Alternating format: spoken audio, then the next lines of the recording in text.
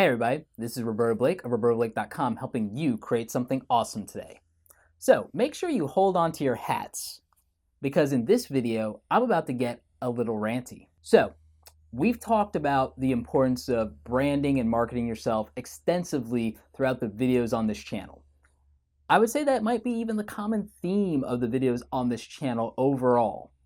So the idea that in 2015, business cards don't matter in some people's opinion is really weird to me.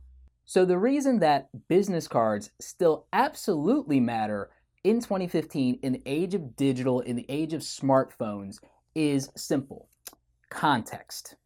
To quote Gary Vaynerchuk, content is king, but context is God.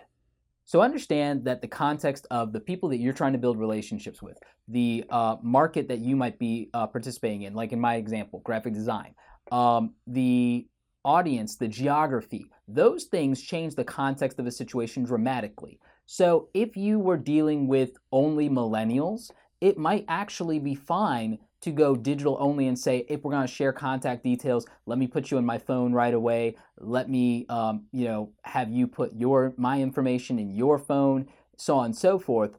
But that works for digital natives. That works for millennials. That works for Generation Z coming up. That makes sense. And it makes sense for the tech savvy people that are over 35. But if you're out there and you're in a small town, or you're dealing with a lot of baby boomers or even the older people within Generation X, a business card to them screams legitimacy. It screams that you want to make a good impression and that you put in care and investment, and they judge you on the quality of your business cards and also the design aesthetic of it, how good the stock is. All these things play into the context of how they interpret you and also that situation. Yes, they can lose your business card.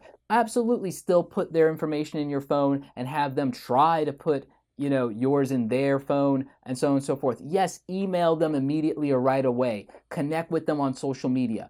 But at the same time, put a business card in their hand because they're going to have to accept it. That's a physical interaction. That's memorable. They get to look at it, compliment you on it, say something about it. They also get to give you theirs if they have one on them. And if they don't, it creates a gap between you guys in like, oh, wow, I don't have mine on me. Thank you so much. I wish I had one to give you, blah, blah. It starts a conversation. Understand the value of creating an experience. You know what? Print isn't dead. You know why print isn't dead? I'm going to do a whole nother rant on that at some point. Print isn't dead because of the connection we have to it in terms of tangible media and because it's an experience. When you have something that's print media, you can feel it, you can see it. Whenever you turn the pages, you hear that, you have that experience. And even if it's something that's fresh or it might have a smell to it, that's going to be memorable. So we engage in a more sensory way with something like this than we do with something like this. Understand that the experience of this in terms of interaction can go deeper than this in terms of how you're going to remember it and how you're going to respond to it emotionally. And that there are a lot of people today, regardless of their age, that resent being beholden to this as it is. So being able to go both ways, go deep on that relationship, go to the context of the fact that if you're a graphic designer, you should have a business card. If you're doing anything in visual media, you should have a business card. And if you're in fashion, photography, obviously you should have a business card. If you're a personality, you should have a business card, you should have your face on it. I mean, those things. You're an actor, you're an actress. Business card with your best headshot or a body shot on it or a combination of those things. That's exactly it. And why do I say business cards matter? No, it's not just to peddle graphic design services to more people. Yes, I'll be happy to design a business card or any other print media and collateral for you. But there are obvious marketing reasons in terms of having it as a leave behind, creating an experience, creating a moment, and then remember it's the context of your industry. If you're a digital agency that's screaming that print is dead, obviously a business card is not in your best interest to hand somebody, and you're going to want to go the digital native route. But you could lose business on that. That could go the other way in terms of someone who might want to be a client with you, wants to go very heavily in digital, but still wants to be in traditional media and print.